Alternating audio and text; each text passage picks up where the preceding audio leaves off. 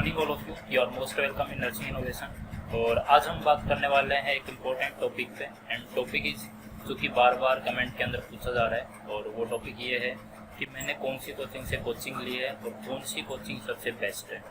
तो इन सब का सवालों का जवाब देने से पहले मैं आपको जो कोचिंग के प्रति जो सब लोगों के मिथ बना हुआ है कि एक पर्टिकुलर कोचिंग होती है वो सबसे बेस्ट होती है, ऐसा कुछ नहीं होता है। हर कोचिंग अपने आप में बेस्ट होती है। हर कोचिंग के टीचर अपनी तरफ से बेस्ट मेहनत करते हैं, एक अच्छी थ्योरी लिखवाते हैं, बस अपना माइंडसेट बन जाता है कि ये कोचिंग बेस्ट है तो मुझे इसी से कोचिंग करनी है, ऐसा कुछ नहीं होता है। आप अपने आसपास देखिए, अपने सीनियर से डिस्कस कीजिए, उनसे पूछिए कि उन्होंने जहाँ से कोचिंग की है उनके नोट्स अच्छे हैं क्या, उन नोट्सों से थ्योरी अच्छी तरीके से क्लियर हो रही है, तो वही कोचिंग अपने आप में बेस्ट होती है। ये सब अपने माइंडसेट का खेल है। मैंने भी एक दो सीनियरों से बात करके ही कोचिंग पूछी थी और उन्होंने मुझे सजेस्ट की थी कि ये कोचिंग बेस्ट होती है। उन्होंने 2-3 कोचिंग बेस्ट सजेस्ट की थी, तो मैंने एक का ऑनलाइन कोर्स ले लिया था 6 मंथ का, और उस कोचिंग को ही बेस्ट मान के मैंने अपनी प्रिपरेशन करना स्टार्ट किया था, अच्छी तरीके से नोट्स बनाना स्टार्ट किया था। तो अपने माइंड से ये वहम निकाल दीजिए कि कोई पर्टिकुलर कोचिंग है वो सबसे बेस्ट होती है, ऐसा बिल्कुल भी सच नहीं है। आपको सिर्फ आप उस कोचिंग, जिस भी कोचिंग से आप प्रिपरेशन करते हैं, ऑनलाइन हो या सी ऑफलाइन हो, आपको सबसे पहले अपने माइंड में यही फिट करना है कि ये कोचिंग सबसे बेस्ट है।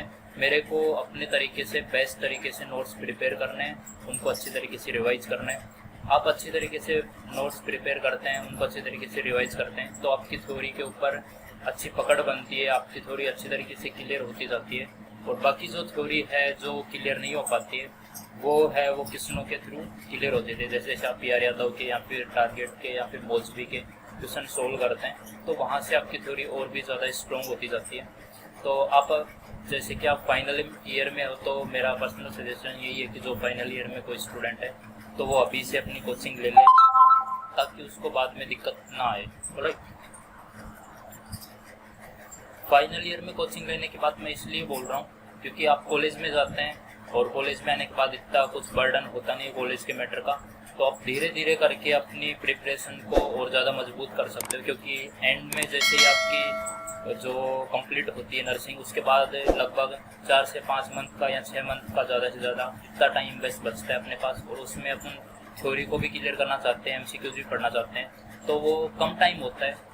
एक्चुअली में हर किसी के कम नहीं होता। अगर किसी ने नर्सिंग में अच्छी तरीके से थ्योरी पढ़ी हो तो उसके लिए तो बहुत होता है वो टाइम, बट जिसने कभी थ्योरी को अच्छे से पढ़ा नहीं है तो उसके लिए वो टाइम बिल्कुल कम होता है। उस टाइम पे सिर्फ आपकी थ्योरी क्लियर हो पाती है और थोड़े बहुत क्वेश्चन आपके क्लियर हो पाते हैं, अच्छे से रिवाइज नहीं हो पाते। एक बार आप निकाल सकते हैं थ्योरी को, क्वेश्चनों को 2 या 3 बार रिवाइज नहीं कर सकते हैं। तो सबसे बेस्ट टाइम ये है कि फाइनल ईयर के साथ आप ऑनलाइन कोचिंग ले लो।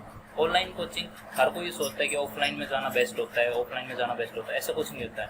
अपने को अपना माइंडसेट बनाना है, अपना शेड्यूल फिक्स करना है, एक डिसिप्लिन के साथ में अपने को स्टडी करनी है, अपने को ऑनलाइन कोर्स परचेज कर लेना है। मैंने खुद ऐसा ही किया था, मैंने ऑनलाइन कोर्स लिया था, कॉलेज जाता था, कॉलेज आने के बाद मैं 5 से 6 लेक्चर लेता था। धीरे धीरे मैंने अपनी स्पीड और टाइम को बढ़ाया, तो उससे मैं दिन के 10 लेक्चर लेने लगा।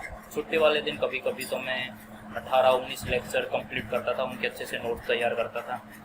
तो इस तरीके से मैंने अपनी प्रिपरेशन को कंटिन्यू किया था। फाइनल ईयर की लास्ट में जब, यानी कि मैंने बताया था कि मेरे एग्ज़ाम थे अप्रैल के अंदर, तो लगभग मैंने मार्च या फरवरी मार्च के स्टार्ट से वहाँ से मैंने कंटिन्यूस प्रिपरेशन करना स्टार्ट कर दिया था। अगर कंटिन्यूस पेज की बात करें, तब से मैं कॉन्स्टेंट प्रिपरेशन करता आ रहा था, पहले थ्योरी क्लियर की फिर MCQ। तो आपको भी ऐसा ही करना है।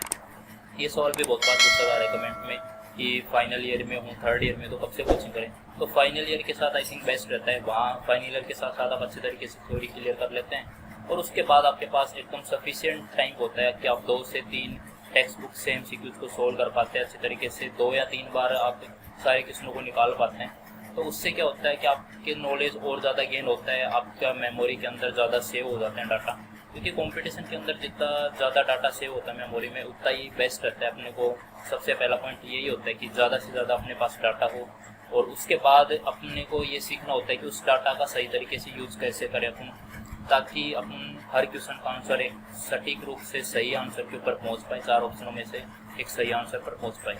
तो वापस मैं रिवाइज कर रहा हूँ, हर कोचिंग अपने आप में बेस्ट होती है। आप किसी भी कोचिंग से ले सकते हैं। मैंने खुद ऑनलाइन कोचिंग ली है 6 मंथ की। अब आप बार बार पूछोगे कौन सी कोचिंग, तो ऐसे कोचिंग का नाम लेने से क्या होता है, कोचिंग का प्रमोशन होता है। जो कि मैं चाहता नहीं हूँ।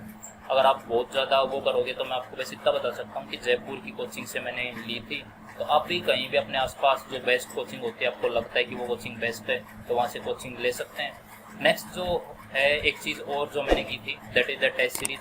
मैंने टेस्ट सीरीज़ भी ज्वाइन की थी, और टेस्ट सीरीज़ का तो मैं नाम लूँगा क्योंकि बेस्ट टेस्ट सीरीज़ लगी मैं मुझे एकदम से। वैसे तो थ्योरी भी बेस्ट ही थी, कोचिंग भी एकदम बेस्ट थी। तो चलो खैर, बिना कन्फ्यूज़न क्रिएट किए मैं बता देता हूँ, आप बार बार वरना कमेंट करोगे कौन सी कोचिंग है, नाम तो बताई दो। तो जयपुर की एक कोचिंग है DMMS नाम करके, जो कोचिंग है DMMS, ओके, DMMS नाम करके एक कोचिंग है। उसकी मैंने 6 मंथ का कोर्स लिया था, और जो टेस्ट सीरीज ली थी वो मैंने ली थी TNC पटना, यानी कि टीम नर्सिंग क्लासेज है पटना के अंदर। उसका ऑनलाइन मैंने 1 मंथ का टेस्ट सीरीज लिया था, जो कि नॉर्थ सेट के लिए चल रहा था। बेसिकली उनका 3 मंथ का प्लान था, तो मैंने शुरू में स्टार्टिंग में लिया नहीं, फिर 1 मंथ बचा हुआ था, अगस्त के अंदर मैंने लिया था। अगस्त से सितंबर तक नॉर्थ सेट तक मैंने टेस्ट सीरीज लगातार दी थी। मॉर्निंग में होता था एक टेस्ट, एक इवनिंग में टेस्ट होता था। ऑलराइट, तो आई थिंक सारे जो आपके हैं कन्फ्यूजन्स हैं, क्वेश्चन से सारे क्लियर हो चुके हैं। आखिरकार आपने मेरे से कोचिंग का नाम निकलवा ही लिया। बाकी ये प्रमोशन नहीं है, मैंने यहीं से कोचिंग की थी, तो यहाँ पर मिलते हैं नेक्स्ट वीडियो में। तब तक के लिए all the best and thanks for watching.